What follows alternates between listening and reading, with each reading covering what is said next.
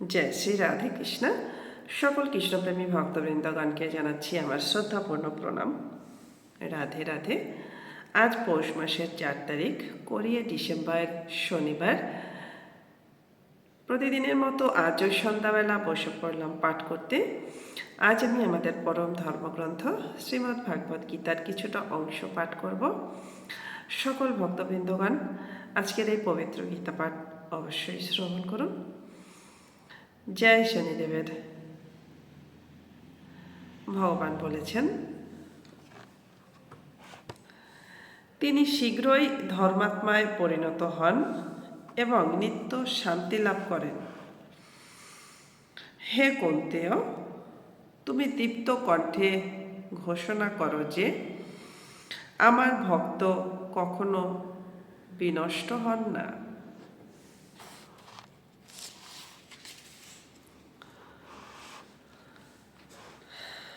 ভগবানের এই উক্তির ভ্রান্ত অর্থ করা উচিত নয়।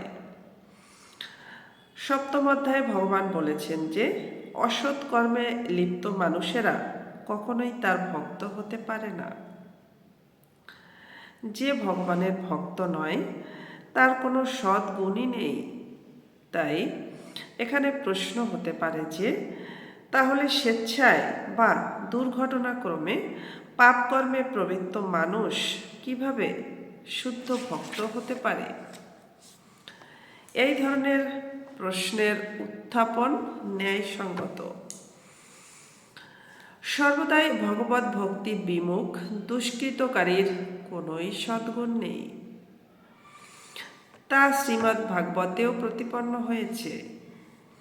সাধারণত নবধা ভক্তির আচরণকারী ভক্ত জাগতিক কলুষ থেকে হৃদয়কে নির্মল করতে প্রবৃত্ত থাকেন।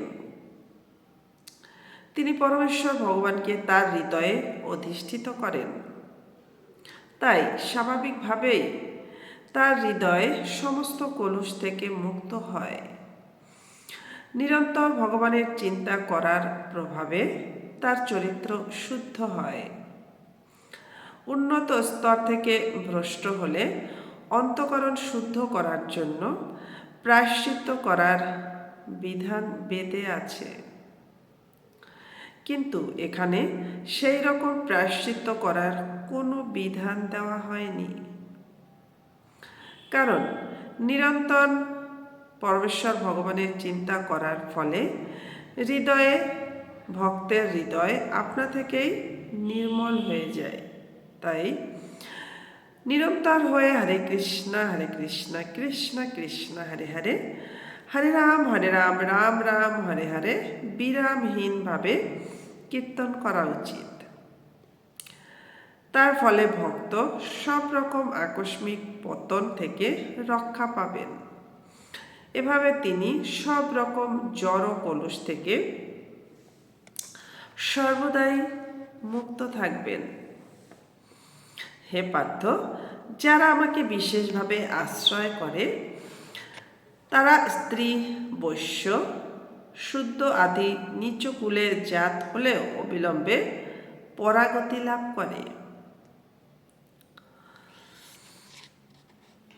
পরমেশ্বর ভগবান স্পষ্টভাবে ঘোষণা করেছেন যে ভক্তি যোগে সকলেরই সমান অধিকার।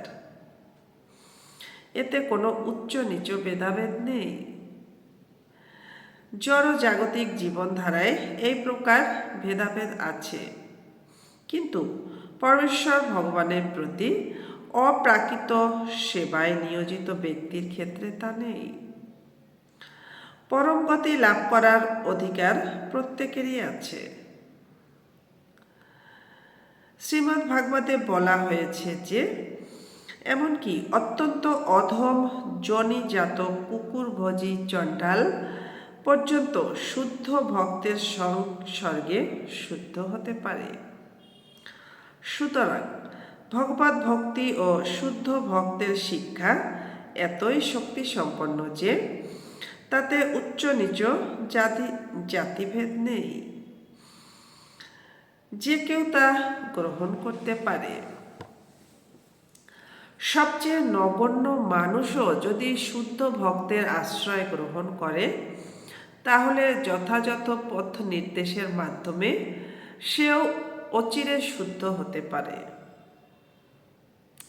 প্রকৃতির বিভিন্ন গুণ অনুসারে মানুষকে 4 ভাগে ভাগ করা হয়েছে।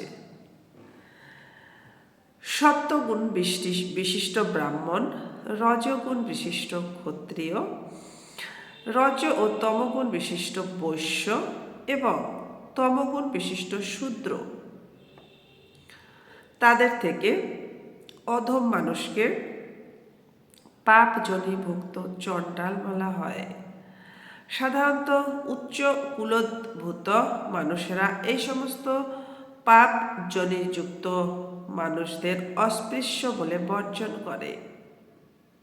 কিন্তু ভগবত ভক্তির পন্থা এতই ক্ষমতা সম্পন্ন যে ভগবানের শুদ্ধ ভক্ত নিচ বর্ণের মানুষদেরও মানব জীবনের পরম সিদ্ধি প্রদান করতে সক্ষম।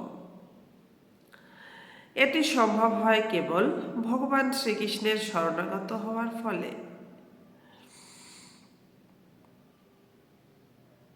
আজ এটুকুই। রাধে রাধে।